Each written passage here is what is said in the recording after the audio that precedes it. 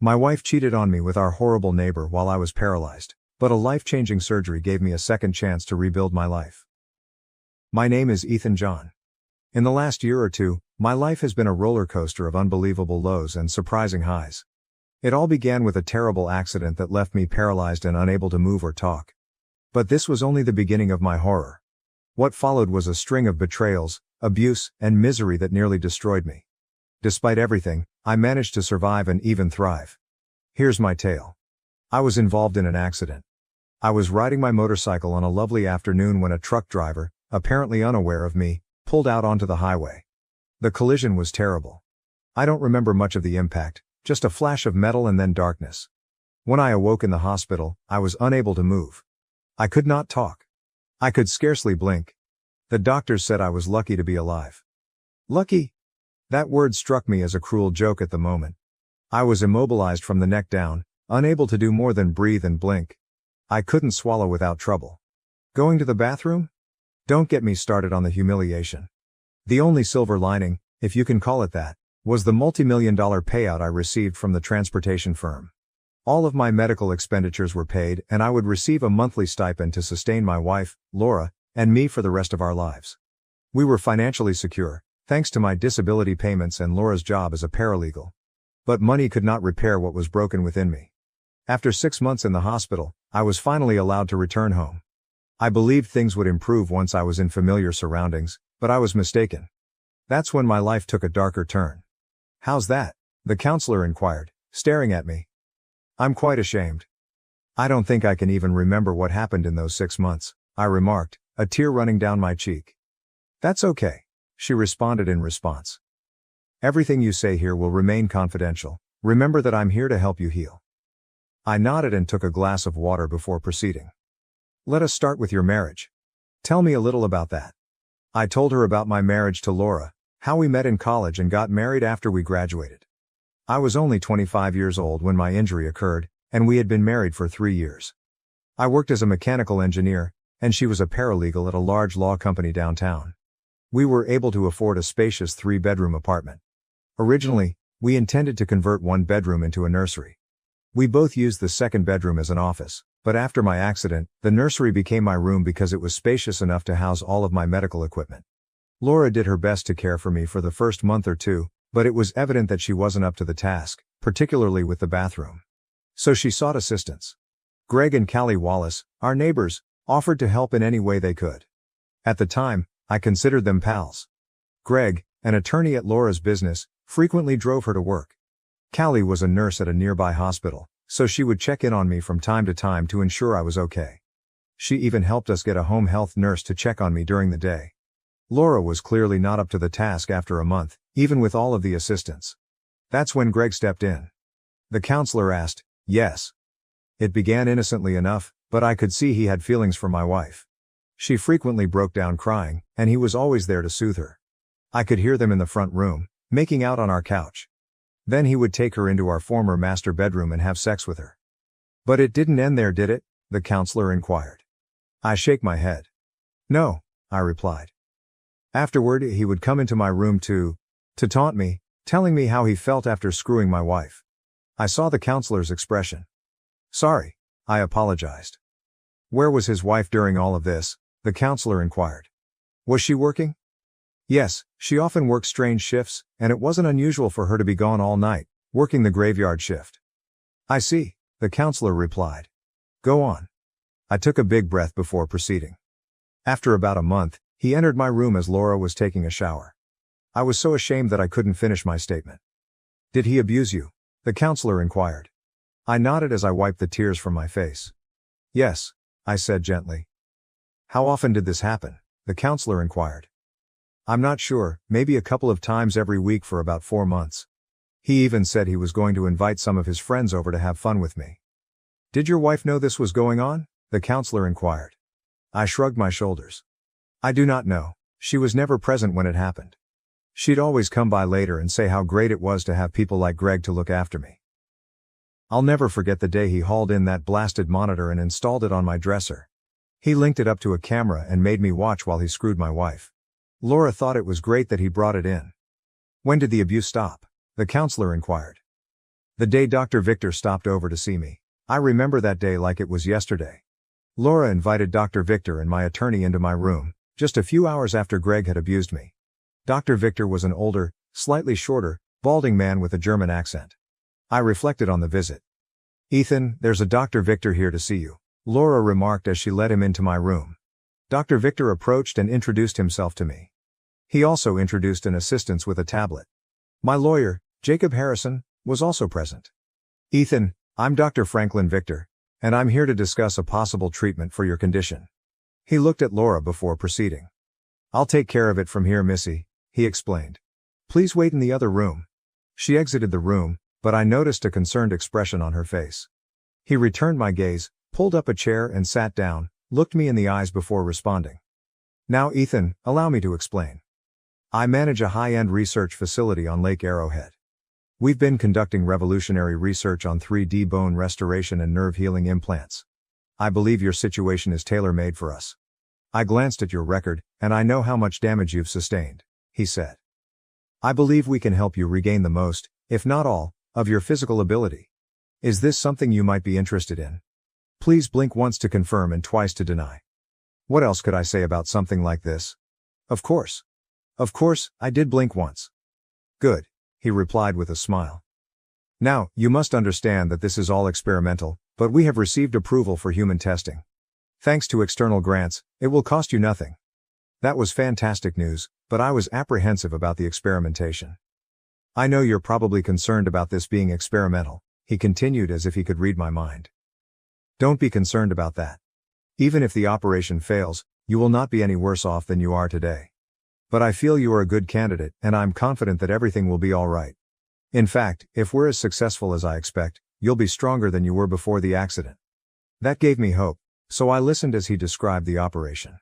Essentially, he said that all of the damaged vertebrae would be replaced with vertebrae composed of a composite material that was stronger than the originals. In addition, the new vertebrae would be created using a 3D printer and data from my own body. In principle, the new bones would be perfect replicas of the old ones, albeit stronger. In addition, he would put tiny electrical implants to assist mend the injured nerves. The operation would take 3 to 4 hours, and the recuperation period could be several days, depending on how quickly I healed. Dr. Victor also stated that he had already evaluated the data from my stay and began the process of manufacturing the new bones. "I hope you don't mind," he remarked. "Initially, we wanted to explore if we could recreate the injured bone using data from your records. We chose to proceed with the surgery after determining that we could. When I was strong enough, he indicated I could start physical therapy, which may last a few weeks." "So is this something you would like to try?" the man inquired. "Blink once for yes or twice for no." Of course, I did blink once. He smiled as he rubbed his hands together. "Very good," he declared. He motioned his helper to join us. "Please let Mr. John read the agreement." The assistant came over and held the tablet as I read the agreement. When I was finished, Dr. Victor asked whether I agreed again, ordering me to blink once to indicate yes. I blinked once. "Very well," he remarked, asking his aide to have me electronically sign using my thumbprint.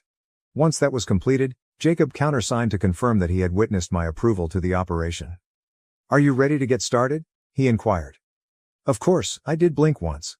He smiled. "Let's get going. Greg, we have everything you'll need at our facilities." He directed to his aide to take me out of the apartment and into a huge van waiting in the parking area. Laura stopped us on our way out. "Where are you going?" she inquired. Dr. Victor stared at her before responding, "Your husband has agreed to a procedure that could help him get back on his feet." "Where are you taking him?" she inquired. "How long will he be gone? How much will this cost?" "We are transporting him to my facility on Lake Arrowhead," the doctor stated. "He may be gone for several weeks, depending on how well he responds to the treatment and rehabilitation. His doctor and lawyer are well aware of what is going on and they have given their approval, as has your spouse. Cost is not a concern. Now if you don't mind, let's get started." "Wait, I haven't seen any agreement and I don't even know what's going to happen." "He doesn't need your approval, Mrs. John," Jacob said. "He is crippled, not incompetent. Everything was explained to him, and he gave his permission. You want your husband to get healthy, right?" "Yes, of course I do," she replied. I could sense a hint of shame in her voice. "Can I at least come see him?" "Perhaps after the procedure, when he's up to having visitors, you can come," the doctor suggested. Otherwise, you should probably stay right here for now. We will be in touch. Perhaps now is a good moment to say farewell and wish your husband well. Laura moved in front of me and kissed me on the lips. Get well, honey. Let me know when I can come to see you, okay? Of course, I couldn't say anything, but I felt hot inside. Dr. Victor and his aide rolled me out to the van. Once I was inside, the helper took the wheel and we were on our way. I could see Laura standing in the parking lot, watching us depart. I had no idea what she was thinking, but I felt like I'd just been freed from a hostage situation.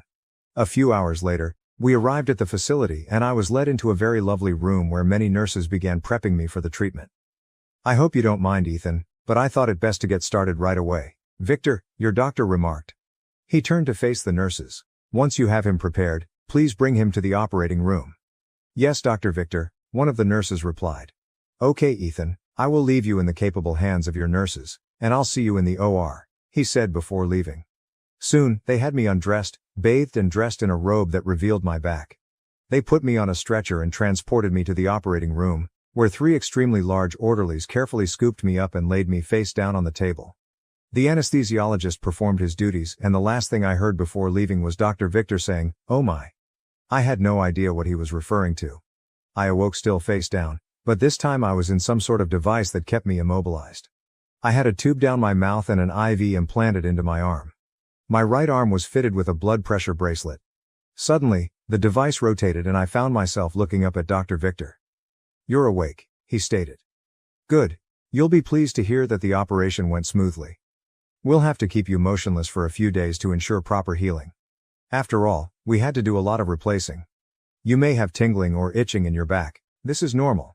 That means the implants are performing their function. Both the nurses and I will keep a careful eye on you. Don't be scared. The apparatus you're in will rotate your body periodically. Just try to relax for now, okay? We'll talk in a few days. After that, he checked my vital signs, gave the nurses some instructions and left. Relax, what else was I going to do? He was correct about one thing. I did feel a tingling feeling in the middle of my back, which irritated me to no end. I also felt itchy and wanted to scratch, but I couldn't. As unpleasant as it was refreshing to feel something for the first time in almost a year. That night, 2 nurses came in to wash me down. I could feel them washing my legs, buttocks, and back. I was more than startled, I was shocked. I could really feel what they were doing. They rolled over the bed and started washing me from the front. That's when I caught a good look at them. They were both very young and gorgeous. One had shoulder-length blonde hair, while the other was brunette. As they bathed me, I felt something different. Something I hadn't felt in a long time. I couldn't move my head, but I noticed a smile on their faces as they observed me. The blonde gazed at me. Well, I'm no doctor, but it looks like something is working down here, she added with a smile. They giggled slightly but continued to do their work. They finished what they were doing and departed the room, but not before offering me some encouragement. I ended up being in the device for 4 days. The days were pretty much the same. Every morning, I had x-rays done, and nurses would massage my arms and legs. Later in the day, I received a thorough sponge bath. As the days passed, I became more aware of what was happening to me. On the 4th day, Dr. Victor came into my room and examined me attentively. He sat down next to me, pulled out a pin, and immediately inserted it in my calf. I felt something and made a noise. I couldn't say anything because I still had a tube in my throat. He stared at me. Did you feel that? He inquired. I blinked once and attempted to nod my head, but I couldn't because it was still strapped down. He smiled. Very good. He asked me to try moving my toes. I was surprised to learn that I could. Then he instructed me to move my fingers, and I did. Outstanding, he said. He checked my x-rays thoroughly and summoned some nurses. I think it's time we got Mr. John out of this contraption. They took the tube out of my throat, removed my catheter, reconnected all of the tubes, and released me from the device. Then they carried me to a gurney and took me to my room, where they put me in a bed. Dr. Victor spoke with the nurses before sitting down next to me. I can't tell you how pleased I am with your results, he told me. We will need to start your physical therapy right away, and we will begin with some exercises you may do in your bed. I don't want to put too much pressure on your back right now. He inserted a cup with a straw into my mouth. Take a drink. I did, and it felt great going down my throat. Try to say something, he advised when I finished swallowing. Wow, I muttered. He laughed and nodded his head. That will do, he said. How do you feel? Like a new man, I replied, my voice still feeble. I could feel my eyes beginning to water. This was the first time I'd been able to do or say anything since my accident. He grabbed a tissue and wiped my eyes. I understand this is an extremely emotional moment for you, Ethan. For now, I want you to relax. Don't overdo it. Your back still has to heal, but the implants appear to be operating properly. I'm concerned that you've lost some muscle mass since the accident, so we'll set you up with a diet and exercise plan to assist you regain muscle function. Now I'd like to present you to the staff members who will be looking after you. He waved his hand and several young women entered the room. I'm Emily, your nutritionist. Now will be your physical therapist, he explained, indicating to a short-haired muscular blonde who nodded once. Rachel will be your day nurse, he announced, pointing to a tiny woman with short brown hair. And this is Megan, your night nurse, he explained, gesturing to a taller, red-haired woman. Her eyes twinkled as she smiled at me. Nice to meet you, I said. Now, if there is anything you need, please feel free to let us know, the doctor remarked. We all live here at the facility, so we're available 24 hours a day. He motioned for the women to leave the room briefly before returning to me. Ethan, I need to talk to you about something. This is a difficult subject, so please let me know if you feel uncomfortable. I'm curious, I stated. I detected a good degree of rectal damage when we began the surgery on you. I also collected samples of what I found in that region. I'm not here to condemn, but I was wondering. No, I murmured, feeling ashamed. I see, he replied. So you were abused? Tears started to pour down my cheeks. Yes, I was able to get out. He cleaned my face before speaking. You are aware that I have an obligation to disclose this to the authorities. In this state, abusing a disabled person is a felony, as well as a hate crime. I collected samples of what I discovered, and the lab is conducting an analysis that includes DNA. Do you know who did this to you? Yes, I said gently. Was your wife involved? He inquired. I do not know. She was never present when he did it. I see, he replied. Are you willing to name the person who did this to you? I nodded my head. Yes, I informed him. Good, I will call the authorities once we have completed the analysis. In the interim, I'll connect you with a counselor. Thanks. You are welcome. Now, shall we focus on getting you back on your feet? They fitted a contraption to the head of my enormous bed that allowed me to lift weights while lying down, but Dr. Victor didn't want me to use it right away. For the first week, they simply had me do hand exercises and brought in a machine to perform leg workouts. Na proved to be quite the therapist. As she yelled for cadence, I pushed with one foot and then the other. I spy drivey, she retorted in German, and I strained to keep up. I couldn't help but notice her accent was much stronger than Dr. Victor's. She would have made an excellent drill coach, I thought, as she urged me to move faster. Gut, she exclaimed. We'll feed you some protein to get your muscles back in condition. Every Fräulein in town will be after you, and probably a frustrated Hausfrau or two, she said with a wicked giggle. This gets us to the present. She set down her pen and looked at the counselor, who had carefully listened to my narrative. Ethan, the next few weeks will be very challenging for you. Frankly, I'm not sure which will be more difficult, the physical or mental recuperation. I'm delighted you feel comfortable talking to me about this, and I hope you take action against the people who harmed you. They breached the law and must be dealt with. I want you to know that I'm here for you, and you may contact me at any time. Okay? Okay, thanks. With that, the session was over, and I was taken back to my room. A few of the days later, Dr. Victor entered my room, leading a couple of men in dark suits. I realized Jacob was with them. After chasing the nurses out of my room, the doctor sat down beside me. Ethan, these men are here to talk about your circumstances at home. I also called your lawyer. I hope you do not mind. Not at all, I replied. Jacob appeared stunned when he heard me say, You're looking much better, Ethan, he murmured, standing over me. I grinned as I reached out to shake his hand. Surprised, he agreed and shook my hand. Thank you, I am feeling a lot better. I can now eat on my own. He is doing quite well, Dr. Victor added. If all goes well, he'll be even stronger than he was before the accident. That's good to hear, Jacob responded.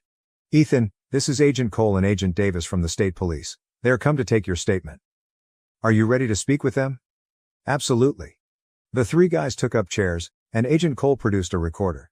Mr. John, I hope you don't mind if we record this interview, he said. Not at all, I replied. They spent the next hour taking notes and asking questions as I described the past 4 months of abuse at the hands of someone I believed was a friend. This was the third time I had to admit what had happened to me, and it was equally humiliating and agonizing.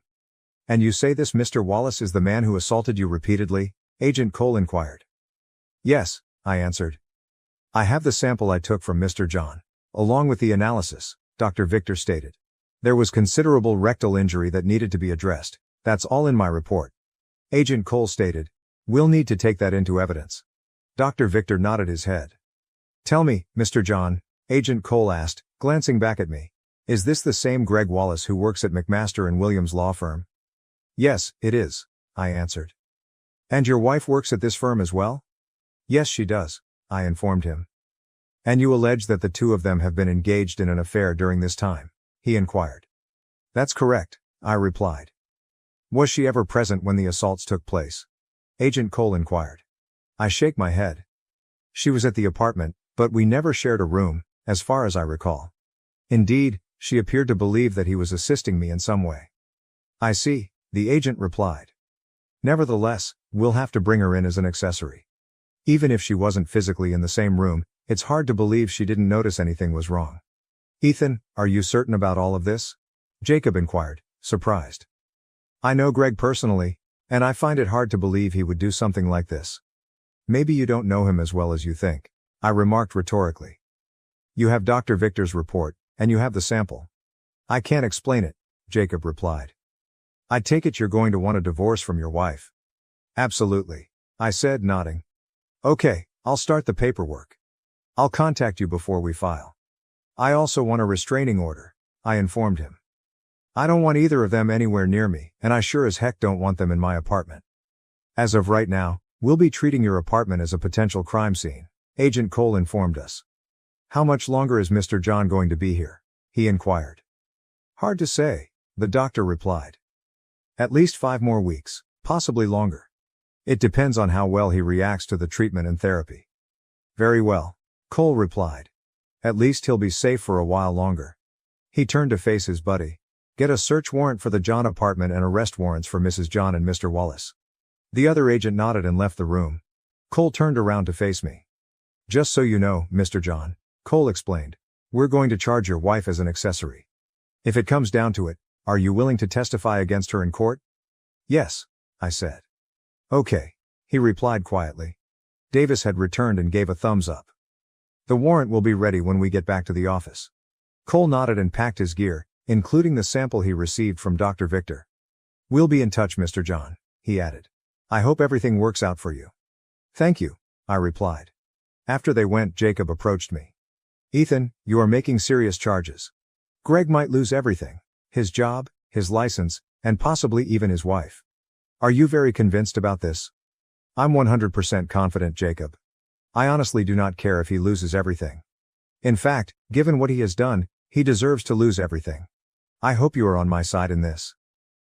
"Tell me right now if you aren't, and I'll get another lawyer." "I am on your side, Ethan. It's only, I don't know. It's difficult for me to believe. I met his wife and ate in their home. I've never seen anything to indicate he'd do something so dumb." "Well, he did," I explained. "Can I sue him as well?" "I don't see any reason why not," Jacob responded. "We reside in one of the few states where alienation of affection cases are permitted, so I will investigate that as well. However, you should be aware that they rarely travel far. I genuinely apologize for this, Ethan. I had no idea. It is not your fault. I had no means to let anyone know." We exchanged goodbyes, and he went. I felt slightly better knowing that something was going to be done. The next few weeks passed fast. Na had me standing up in no time. At first, she made me walk on a treadmill. Then she made me work with weights. Emily put me on a high protein and fiber diet, and I started to observe my muscle mass returning to normal. Meanwhile, the authorities were preparing a case against Greg and Laura. Jacob believed it was prudent to keep the divorce papers until she was arrested. Agent Qley and Davis returned several times with state prosecutors, seeking more comprehensive information from me about the assaults.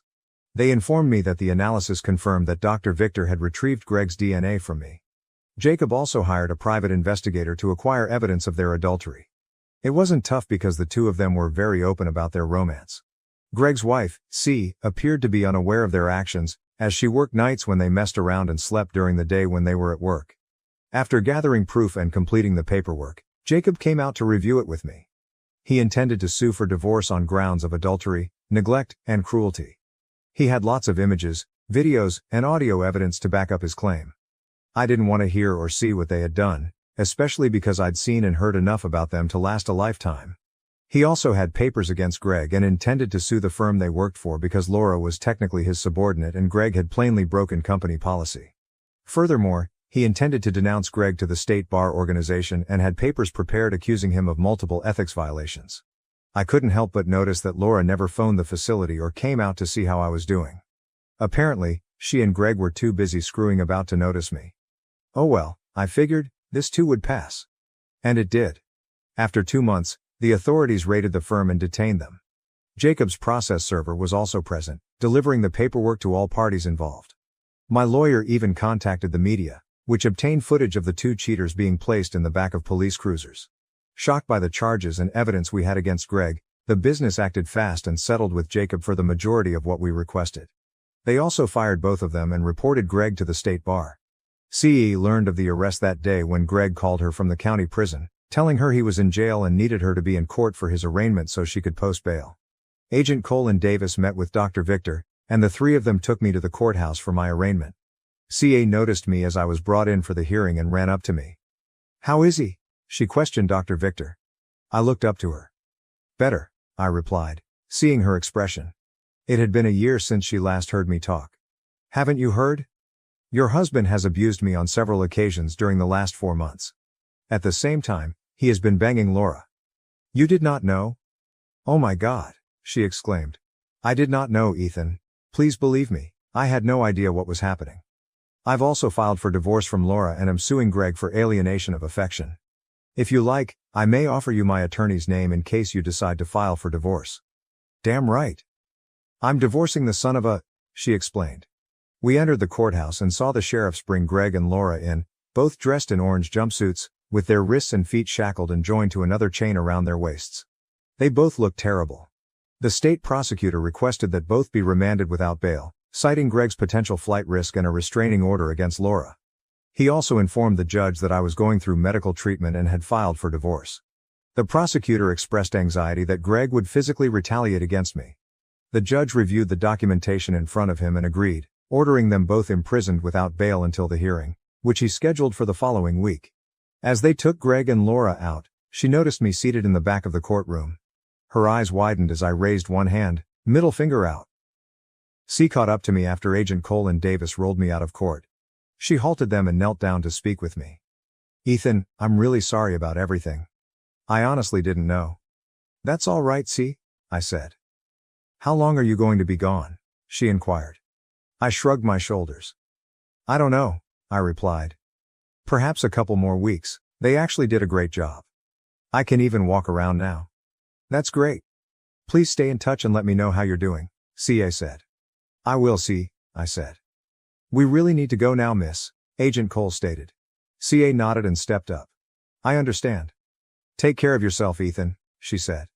"Thanks, C," I replied as Agent Qley wheeled me to the van. When we returned to the facility, I was escorted to the physical therapy room, where Na was waiting for me.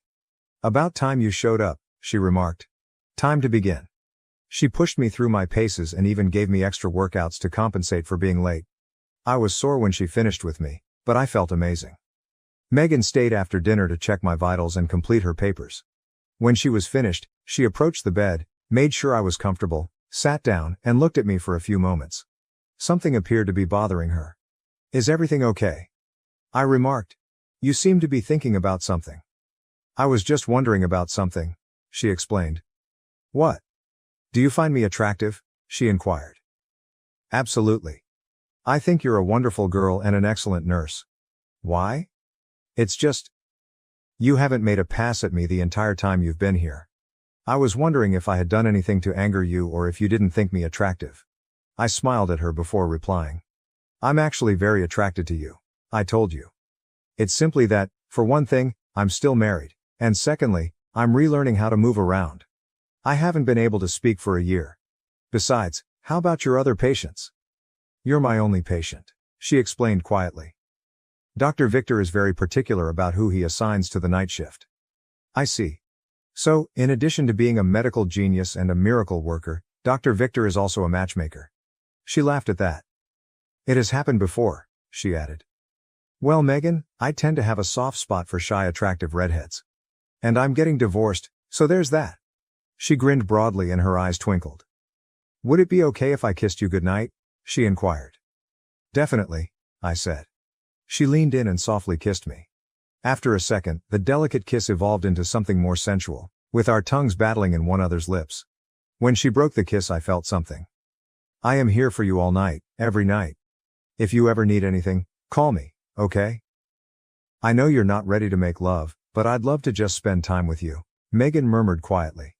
I will, I promise, I replied. She smiled and softly exited the room. I fell asleep thinking about what she said, with images of red-headed angels dancing through my mind all night. The next several days sped by, with Na working me even harder. I discovered that I could walk many miles on the treadmill, and my muscles had improved to the point where I could bench press more weight than ever before. The daily X-rays revealed that my replacement vertebrae were performing even better than Dr. Victor had projected, with the implants repairing nearly all of the damaged nerves. Megan kept me company most evenings by lying on the bed with me and watching television, or simply talking. We would frequently share a bowl of popcorn while watching a movie and snuggle up together, the bowl on our laps. We always finished the evening with a goodnight kiss. I began to feel like a high school boy on a date with the most attractive girl in school. On top of that, I was falling hard for her. By the time Agent Cole and Davis arrived to pick me up for the main portion of Laura and Greg's trial, I no longer required the wheelchair, but Dr. Victor insisted that I use it nevertheless to ensure that I did not injure myself. He accompanied me as well, not only as a witness to my injuries, but also to ensure that I returned home safely. I sat in my chair directly behind the prosecutor, with Dr. Victor beside me. Laura and Greg entered the room and sat down next to their defense counsel. They looked over at me before whispering to their attorney. CA sat behind them, but she didn't seem happy. The jury, which had been chosen the day before, was seated, and the judge entered with the bailiff, issuing the order for everyone to stand. Using the rail in front of me for support, I rose up and noted Greg and Laura's shocked expressions. When the judge entered, he gave the order to sit and we all sat down. Dr. Victor calmly inquired if I was all right, and I nodded yes. The judge began the hearings by reading the lengthy list of allegations, noting that Greg and Laura had both pleaded not guilty. After both sides had finished their opening comments, the court went to the prosecution attorney, who called me as his first witness. Dr. Victor walked beside me to ensure I didn't collapse and then returned to his seat. Greg and Laura exchanged stunned looks as I sat in the witness chair. They were even more surprised when I talked after the bailiff had sworn me in to tell the truth. The prosecutor got up and walked up to me. He started by complimenting me on my improvement, then asked questions about my accident and the year I spent as a quadriplegic. I realized what he was doing. By asking these questions, he was informing the jury about my physical state before I was treated at Dr. Victor's facility. The majority of the inquiries at this point were on my home life. How Laura tried but was unable to care for me, and how she was able to arrange for home health care experts to care for me during the day. And during any of this time, did your wife ever attempt to see to your emotional needs? The prosecuting attorney questioned. No, sir, I said. Did she ever attempt to please you in any way? He asked her. No, she did not, I replied. Had she tried, would she have been successful? Wondered the man. I shake my head. No, I had no feeling from the neck down. I see, he replied. Did she ever hug you or kiss you or spend time with you, maybe reading a book or watching television? I considered my response carefully, but I couldn't recall her doing anything similar. She sometimes gave me a peck on the cheek, but that was about it, I replied. Did she participate in your care? He inquired. Did she feed you, help bathe you, perhaps help you in the bathroom? She tried at first, but she simply wasn't up to it. When did Mr. Wallace come into the picture? Almost from the beginning, I said. Were you friends before your accident? The prosecutor inquired. Yes, we were. They lived next door to us and we had spent time together before to my injury. I see. So you weren't surprised to see him in your apartment? No, I thought we were friendly. They frequently came over, and we would occasionally enjoy a beverage or dinner. You say he and your wife engaged in inappropriate activity in your apartment, the prosecution continued. When did that start? I'm not sure exactly. They could have been doing it while I was in the hospital, but I'm not sure, I have no confirmation of that. He frequently let her cry on his shoulder while they were both present. I believe it was approximately a month after I returned home from the hospital that I first heard them. Heard them? The prosecutor inquired. Yes. I could hear them kissing and moaning like they were making out. Laura wiped her eyes as I recounted what I had heard. Then I heard them in what used to be our bed, being intimate. What happened then? The prosecutor inquired. He would enter my room and harass me when she was showering. One day, he brought in a monitor in a box and said that it was so I could see a real man with my wife. Laura and the jurors let out a collective gasp. Your Honor, the prosecutor remarked as the bailiff brought out a trolley containing a large monitor and a black box into the courtroom. This is the monitor and box Mr. John is talking about. The box is a digital video recorder. The system also includes 2 video cameras, one in Mr. John's master bedroom and the other in his lodging room. We copied several hours of video footage captured by the device. The prosecutor turned back to face me. Is it your testimony that Mr. Wallace used this so you could watch him being intimate with your wife? He was asking. Yes, I said gently. Laura looked at Greg, astonished. You liar, she exclaimed. The judge hammered the gavel. Order in the court, he declared. Laura calmed down, and the prosecutor resumed. Did you know that Mr. Wallace placed a camera in your room as well as the master bedroom? My friend asked me. I shake my head. This was new to me. No sir, I didn't. How did your wife react to this monitor? The prosecution inquired. She thought it was great that he got it for me. Apparently, she assumed it was so I could watch sports on TV. And was it about this time that the abuse against you began? The prosecutor inquired. Yes, it was, I answered. Please tell the court what would typically happen, the prosecution asked. After Greg and my wife had their fun, he would come into my room, turn the monitor off, then lift me up and abuse me. Is it in your testimony that he abused you? The prosecutor inquired. Yes, I said, embarrassed. Was your wife ever present when this occurred? The prosecutor inquired. Not that I'm aware of. He always appeared to finish around the time she was done showering. Afterward, Mom would come into my room and tell me how great it was to have a friend like Greg to look after me. How often did this happen? About 2 or 3 times a week, I answered. For how long? The prosecutor inquired. About 4 months. I heard members of the jury gasp, and when I looked around, I noticed several of them staring at Laura and Greg with venom in their eyes. Laura looked down at the table, while Greg sat stoically, staring straight ahead. So you estimate that this happened about 35 times overall? The prosecutor inquired. About that, yes, I replied. Were you aware that Mr. Wallace recorded his time in your room? My friend asked me. I shake my head. No, I wasn't. The prosecutor looked at the jurors. In fact, ladies and gentlemen, Mr. Wallace recorded himself abusing Mr. John 36 times on this device, he told them. He paused while the jurors took it in. With friends like that, who needs enemies? The prosecutor remarked rhetorically. The defense attorney objected, and the judge upheld his objection. That's all I have for this witness at this time, the prosecution stated. But I reserve the right to recall Mr. John to the stand. Very well, the judge replied. Your witness, Mr. Bradley, he informed the defense attorney. Brad Bradley remained at his table, looking up at me before speaking. Mr. John, I am sorry to hear of your injuries, and I do hope you get better. Thank you, I replied. Just one thing, he added. At any time, did you ever indicate to Mr. Wallace that you did not approve of his alleged actions? I was unable to. I was totally crippled at the time, and I couldn't even speak. So the answer is no then? He asked. That's because I couldn't, I explained, growing agitated. You also failed to alert anyone about what transpired, including your wife. Isn't that correct? He questioned. Now I was upset. That's because I was completely disabled and couldn't, I roared and slammed my fist on the thick wood rail in front of me. For a moment, no one said or did anything.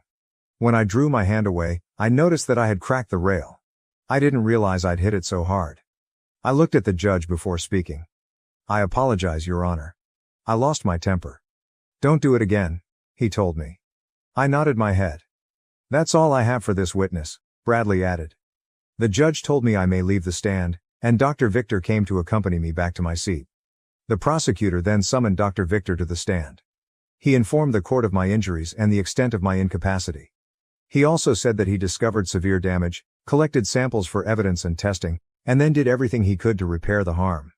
He also discussed the procedure he had conducted and my progress since then. And in your professional opinion, the only way for this damage to have been done is for Mr. John to have been abused, is that right? The prosecutor inquired. Correct, Dr. Victor said. That would also explain the presence of evidence. Thank you, the prosecutor responded. He turned to face the jurors. Ladies and gentlemen, the state tested the sample. Further tests and DNA analysis have proven with 99.99% certainty that it belongs to the defendant, Greg Wallace. He turned to face the judge. That is all I have for this witness, Your Honor. Your witness, Mr. Bradley, the court stated. Thank you. Dr. Victor, you run the Arrowhead Institute of Advanced Medical Research, correct? Yes, that is correct, Dr. Victor replied. You engage in some pretty cutting-edge research there, do you not? Bradley asked. Sure, Dr. Victor replied, slipping into his native German as he occasionally did. Bradley took out a piece of paper and started reading. Each of us has different protection mechanisms that assist us deal with harsh events. Sometimes we revert to an alternate version of ourselves, which could be regarded as an alter ego. The alter ego could present itself in a variety of ways. An otherwise calm, unassuming person may suddenly become noisy, arrogant, and domineering, for example. Those who are unfamiliar with that person's behavior will have a very different opinion of him or her, he read before returning his gaze to Dr. Victor. You also talk of an inner beast that is dormant within every one of us. According to your writings, you claim to have discovered a means to unleash the so-called beast to assist with a certain scenario. Is that correct? He questioned. I did write that, and yes, my research has found that to be the case, replied the doctor. Isn't it true that you once worked with Mr. Bill Dalton to help him discover his purported inner beast? Bradley explained that simply saying yes or no would suffice. I worked with Mr. Dalton, yes, Dr. Victor said. The exact nature of my work, however, is a matter of doctor-patient confidentiality. Is it not true that toward the end of his treatment Mr. Dalton's house mysteriously blew up? Bradley asked. The prosecutor quickly protested. Irrelevant, Your Honor. Your Honor, Bradley explained, we all saw Mr. John's reaction. If you'll allow me, I believe there is a connection. I'll allow it for the time being, Mr. Bradley, the judge remarked. But I would appreciate it if you could make your point and move on. I will, Your Honor. Thank you, Bradley replied. He turned back to Dr. Victor. Are you aware of what happened to Mr. Dalton's home? Bradley asked. I remember seeing something about it on the news, Dr. Victor remarked. I also recall the police claiming that Mrs. Dalton and her live-in partner were manufacturing medicines with highly volatile materials. I don't see any relation to this situation. According to police reports, Mrs. Dalton was seen running out of the house screaming about a monster, Bradley recalled. Apparently a result of the drugs she and her lover were manufacturing, remarked Victor's doctor. Your Honor, this is absolutely irrelevant to the case before the court today, as Mr. Bradley is fully aware. I insist that this line of questioning be stopped, the prosecutor stated. I tend to agree. Mr. Bradley, I've been more than fair. Please move on. Very well, Your Honor. I have no further questions for this witness, Bradley stated. The judge dismissed Dr. Victor, and the case continued. The prosecutor summoned state agents, who searched my residence. Both claimed they discovered what looked to be proof of abuse. Then he called home healthcare nurses, who testified that they saw symptoms of physical abuse. They documented it in their records, but the home care facility never followed up, thus the reports fell through the bureaucratic cracks. I have one last piece of evidence, Your Honor, the prosecutor stated. With your permission, I would like to play a portion of video taken of the abuse against Mr. John. Very well, the judge replied. The prosecutor looked at the jurors. Ladies and gentlemen, what I'm about to show you is shocking, he told them. I take no joy in this, but I believe it's necessary that you see for yourselves what Mr. John had to endure for months on end. He switched on the monitor and started playing the footage. The jury frowned as they saw Greg clearly abuse me. The prosecutor paused the video and enlarged the image. Ladies and gentlemen, let there be no doubt in your mind who is committing this heinous act to a man who once thought of him as a friend, he told the audience. After the jurors looked at the image for a few moments, tears streamed down my cheeks from shame. Again, the prosecutor paused the video. He stared at the stunned jurors. I rest my case, he stated with distaste. Mr. Bradley, you may present your case, the judge instructed once the prosecutor sat down. Bradley stood up and summoned Laura to the stand. Mrs. John, he asked, is it true that you had an affair with Mr. Wallace? Yes, it is, she replied calmly. Can you tell us why? He inquired. My husband, Ethan, was injured so badly, and I felt lost and hopeless, she told me. He was there when I needed someone to weep on. Yes, we had an affair, but it was nothing more. Were you aware of what Mr. Wallace did to your husband? Bradley asked. No, I wasn't. If you had known, would you have done anything to stop him? Bradley asked. Yes, I would have. Thank you, Mrs. John. That's it for now. Your witness, Mr. Foster, he remarked while sitting down. The prosecutor stood up and approached the monitor. He selected an image from the video that clearly showed both my face and Laura in the same frame. Mrs. John, he started. You testified that you were unaware your husband was being abused. Is this correct? Yes. Look at his face in that video, the prosecutor added. The hurt and humiliation were clear to everybody who saw it. Do you expect this court to think that you could look at your husband of 3 years in that state and not notice something was wrong? It didn't cross my mind at the time, she told me. Before Mrs. Wallace brought healthcare workers into the home, did you ever once feed or clean your husband? The defense attorney said. I tried, but I wasn't very good at it, she stated. What happens afterward? Did you even try to help? No, she replied gently. And why was that? The prosecutor inquired. I do not know. I felt Greg was helping him, and I had no idea what to do. The truth is, you basically abandoned him, didn't you? Bradley responded to the prosecutor's query with an objection. I withdraw the question, Foster promptly said. You said your affair with Mr. Wallace was purely physical, correct? That's right, she replied. And you claimed in your testimony that you still love your husband, right? Yes, she answered. Foster returned to his table, pulling out an audio recorder and a document from his briefcase. He walked back to the bench. Your Honor, this is a written report done by Samuel Jenkins, a private investigator hired by Mr. John's attorney, he stated, presenting the paper to the judge. A copy of this report and the audio were provided to Mr. Bradley, as evidenced by the accompanying affidavit. The report refers to an audio recording of a conversation between the defendants while out on a dinner date shortly after Mr. John was admitted to Arrowhead. With your permission, I'd like to play the audio for the jury. Very well, the judge replied. Foster activated the recording button, and Laura and Greg's chat could be heard in court. So have you given any thought to what we discussed? Greg's voice is heard on the recording. I have, and I admit I'm intrigued, Laura replied. Well, what do you think? I must admit, the last few months with you have been fantastic, she remarked in the recording.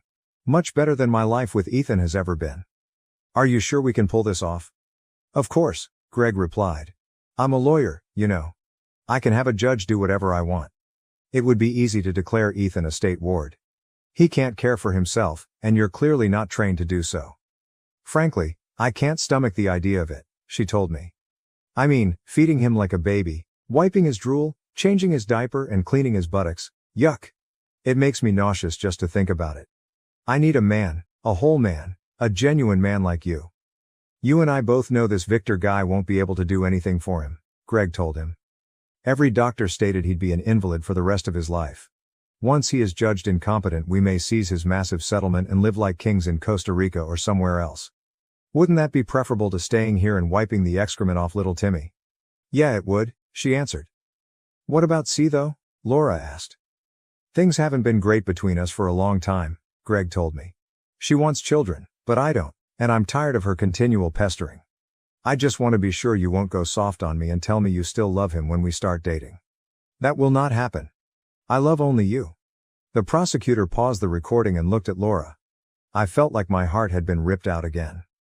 So you and your lover intended to declare your spouse incompetent so that you could take his settlement money and go to Costa Rica? So were you telling the truth to your sweetheart or in court?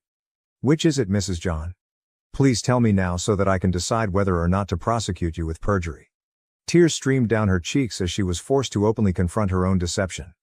I don't know, she exclaimed. I still loved him, but I loved Greg too. She looked over at me. Please, Ethan, forgive me. I shook my head, turning away from her. Foster glanced at her with disgust. I'm done with this witness, he stated before walking away. The court excused her, and Bradley summoned Greg to the stand. So Mr. Wallace, Bradley said when Greg was sworn in, we've seen video of you and Mr. John. There is no denying what we all witnessed. I only have one question. Did Mr. John ever tell you that he didn't approve of your actions? Not once, Greg answered with a snarl. Thank you, Bradley replied, turning away. Your witness, he informed Foster, who was already on his feet. Mr. Wallace, he said, You graduated from Harvard Law School, did you not? Yes, I did, Greg announced happily. And you graduated near the top of your class, didn't you? I did. In fact, you're highly regarded as a top litigator in your firm, Foster told me. Bradley objected. Relevance, Your Honor? Your Honor, I intend to show that Mr. Wallace not only knows the law, but he knew that Mr. John could not possibly have given consent, Foster told you. Go ahead, Mr. Foster, the judge instructed. Thank you. He turned back to Greg. You knew that Mr. John was disabled, didn't you? Greg sighed and said nothing. Didn't you? Foster bellowed. Yes, I knew, Greg said. And you knew that the law in this state says persons with Mr. John's disabilities are incapable of giving consent, didn't you? Foster inquired. Yes, I guess so, Greg said. Foster glanced at him with hatred for a few moments before shaking his head. I'm finished with this witness, Foster replied, walking away. Any more witnesses, Mr. Bradley? The court inquired. Bradley shakes his head. No, Your Honor, I rest my case. Very well, we'll take 15 minutes and reconvene to hear closing arguments. The judge pounded his gavel and everyone exited the courtroom. Dr. Victor gave me a cup of water. How are you holding up? He inquired as I sipped my water. I'll be okay, I assured him. He patted my shoulder. Good. Foster looked to check how I was doing. I'm sorry you had to relive all of that, he said. I believe we have made an impression on the jurors. We will see. This is nearly over, Ethan. Remain patient. Thanks, I replied. Soon, the break was finished, and everyone returned to the courtroom. Greg, Laura, and Mr. Bradley appeared less assured than they had earlier in the day. CA looked angry enough to spit nails. This was the first time she'd heard much about it. When the judge returned, the bailiff directed everyone to stand. All right, Mr. Bradley, present your closing statement, the court said. Bradley stood forward to face the jury. Ladies and gentlemen of the jury, this is a difficult case for all of us. And contrary to popular belief, we hope Mr. John recovers. We have stipulated that the alleged abuse occurred with Mr. John. We're not debating that point, but this is a case about consent, or lack thereof. Mr. John confessed under oath that he never told my client that he did not provide approval. Mrs. John was unaware that anything was amiss, and she had no idea the alleged abuse had occurred. As a result, you are forced to conclude that my clients are not guilty. Thank you. He took a seat. The judge moved for Foster to make his final statements. On his way, Foster turned on the monitor, which displayed the image of Greg abusing me. Ladies and gentlemen of the jury, thank you for your participation today. I realize this has been really difficult for all of you. The defense has attempted to avoid the issue by stating that Mr. John never stated that he did not consent to what was being done to him. There's only one problem: Mr. John is crippled. He could not speak or defend himself. According to the law in this state, people with disabilities like his are unable to give or deny consent. Mr. Bradley is aware of this, as is the defendant, Greg Wallace, who is a Harvard Law School graduate. They have admitted to the activities against Mr. John. You've seen the video and heard the audio. You know the defendants plan to fraudulently declare Mr. John incapable in order to grab what was rightfully his and depart the country. Wallace took Mr. John's wife with the intention of taking Mr. John's money while leaving his own wife high and dry. You have heard the defendants' plan and scheme against Mr. John. The defense has not raised any doubts about what happened. The defendant Wallace abused Mr. John 36 times, and Mrs. John did nothing to stop it. In this state, abuse and willful neglect of a disabled person is considered a hate crime. That is why I am advocating for the highest punishment permitted by law. The state has done its part. Now I ask that you do yours and give Mr. John the justice he deserves. Thank you. After Foster had taken his seat, the judge issued his orders to the jury and sent them off to deliberate.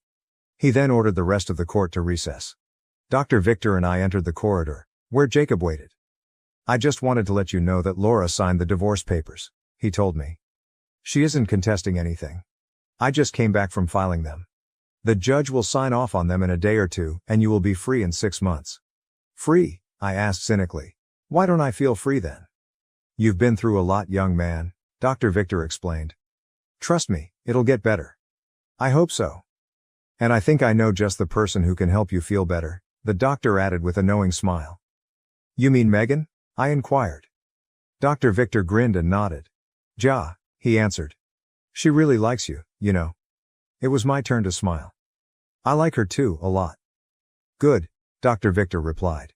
Just be careful though. I don't want you to have sex for at least another 6 to 8 weeks. I don't want you to put too much strain on your back just yet, he said with a smile. By the way, I said, what's up with that rail? How did I crack that thing? I barely slapped it. Must be the supplements we've been giving you, he said with a joke. That and Na's physical therapy. Nothing to do with that inner beast stuff, I said. He laughed. No, not at all. That's an entirely separate project. Besides, I would not recommend it for you, especially with the custom-built vertebrae we've installed. We talked for a little longer, and after about an hour, Foster poked his head into the corridor. Jury's back in already? I asked. He nodded his head. That was fast. Yeah, it was, Foster replied. Hopefully that's good news for us. We went through the motions again as everyone returned to the courtroom. The bailiff directed us all to stand as the judge entered, and we all took our seats. On his signal, the judge inquired, has the jury reached a decision? We have, the jury foreman said. The bailiff received the paperwork from the foreman and delivered it to the judge. After reading it to himself, he told Laura and Greg to stand up. Bradley stood with them. How do you find the charges against defendant Greg Wallace? The judge inquired. We find the defendant Greg Wallace guilty on all charges, the foreman stated. And on the charges against defendant Laura John, how do you find? We find the defendant Laura John not guilty on the charge of accessory to abuse of a disabled person, Your Honor, and guilty on all the other charges, said the deputy district attorney. The judge nodded his head. Very well, he responded, facing the defendants. He poured his rage on them. I've seen and heard a lot in this courtroom over the years, but nothing as awful and egregious as what I observed here today. The two of you make me sick to my stomach. You have not only mocked your marriages, but also the legal profession. That is why I am handing you the maximum penalty permitted by law. Mr. Wallace, as a well-trained lawyer and court official, your actions disgust me beyond words. At the prosecutor's request, I am sentencing you to at least 450 years of hard labor. That's 12 years for each of the 36 charges of maltreatment, plus an additional 20 years for committing a hate crime. I additionally added 8 years for conspiracy to conduct fraud. Mrs. John, I disagree with the jury's not guilty finding. Personally, I don't understand how anyone with more than 2 brain cells could be unaware that your husband was being abused. Nonetheless, I shall follow the verdict. I am, however, giving you the maximum punishment for criminal negligence and conspiracy to conduct fraud, which is 15 years in jail under state rules, making you available for parole in 10 years. He raised his gavel, but Bradley spoke to the judge. Your Honor, he replied, Mrs. John has just informed me that divorce papers have been filed, and she wishes to speak with Mr. John before being taken into custody. Is that acceptable with you, Mr. John? I can give her a couple of minutes, the judge explained. Your Honor, that's fine, I said. The judge nodded and remarked, very well. He slammed his gavel, declaring the court dismissed. Laura approached me as deputies prepared to take Greg away. You look good, she replied. Thank you, I replied.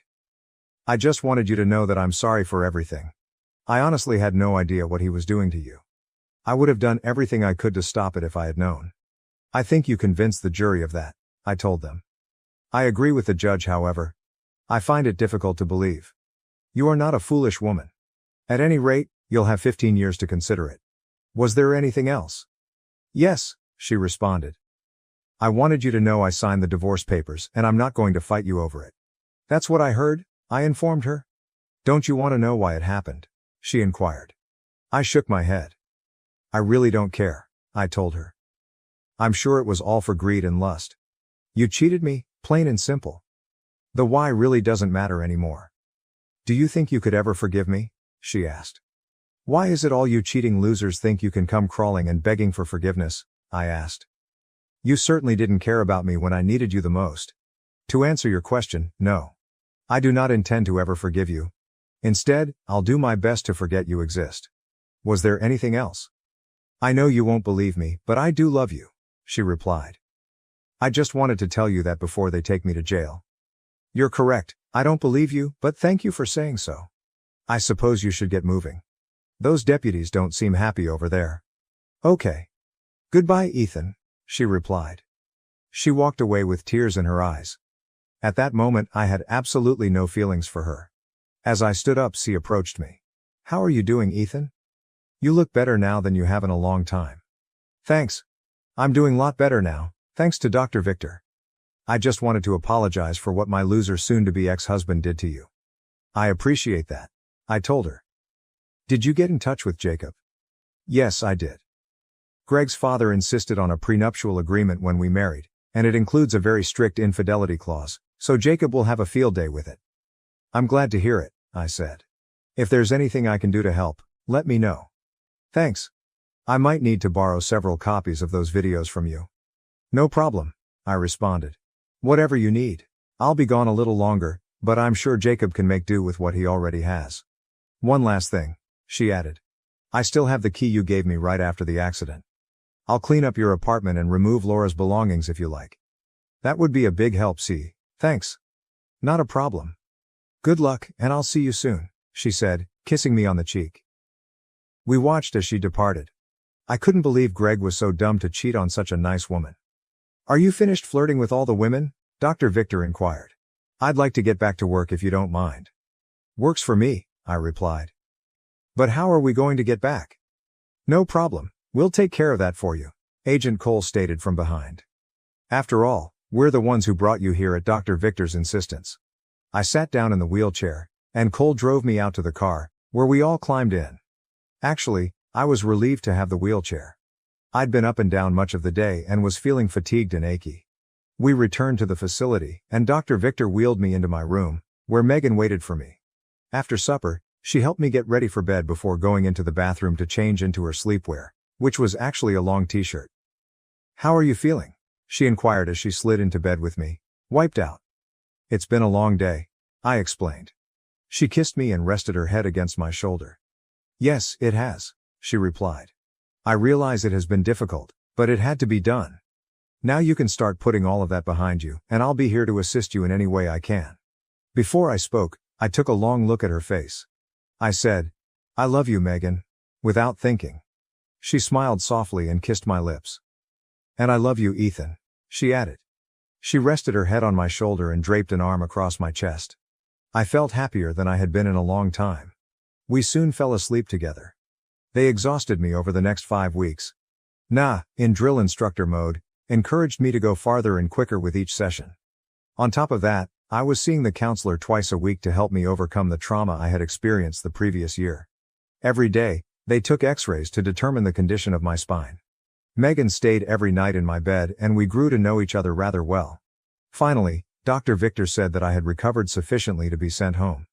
By then, my body was in better shape than it had ever been, but Doctor told me to avoid strenuous exertion for another 3 weeks. He also scheduled me to come in twice a month for the following year so they could check my back. I was eager to get home, but I also knew I'd miss Megan.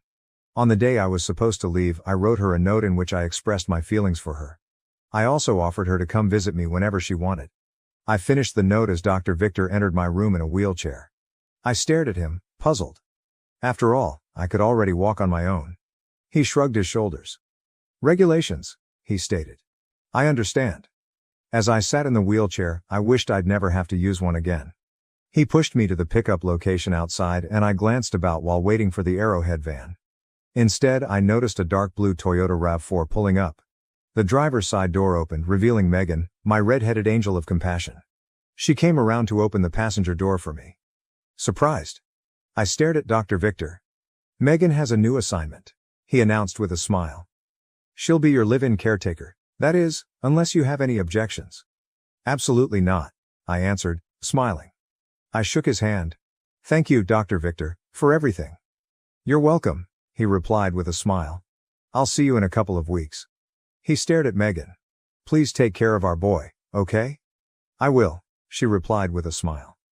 After assisting me inside, she got into the automobile. I noticed numerous luggage had been stuffed into the back of the car. So how long are you going to be assigned to me? I asked. It depends on how long you need me. How long do you think that will be? Conservative estimate. I would say at least 60 years, I responded. Is that okay with you? Darn straight it is, I replied. She kissed me on the lips before pulling away and heading home. When we went home, I marked the calendar with the day Dr. Victor indicated I could resume normal activities. As it turned out, that was the day after my divorce from Laura was finalized. CEA met and married a doctor 2 years after her divorce. I never visited Laura in prison, but I did understand that she was undergoing treatment. After 15 years, she was freed on parole and worked as a server at a truck stop cafe on the highway. Megan and I married around 6 months after my divorce was finalized, which was a good thing because she told me a few weeks after we returned from our honeymoon that we were expecting children. We had 2 more children after that and felt that was sufficient for the time being. Our love for one another remained strong, and when our youngest child departed for college, we celebrated with an around-the-world trip. Even after all these years, she remains my gorgeous red-headed angel of mercy. My vertebrae strengthened, and it appeared that I was in better shape than I had ever been. The implants also worked, and all of the nerve damage I had sustained from the accident was reversed. Dr. Victor successfully repeated the operation multiple times over the next 10 years, and the treatment is now awaiting final approval. As I reflect on my life, I can't help but think of John Milton's quote, "Every cloud has a silver lining." Yes, I went through hell for a year after that truck hit me. It was my dark cloud. But what I have today is better than any silver lining. Thank you for watching. If you haven't subscribed yet, please do so and hit the notification bell to stay updated with more shocking real-life stories happening around you.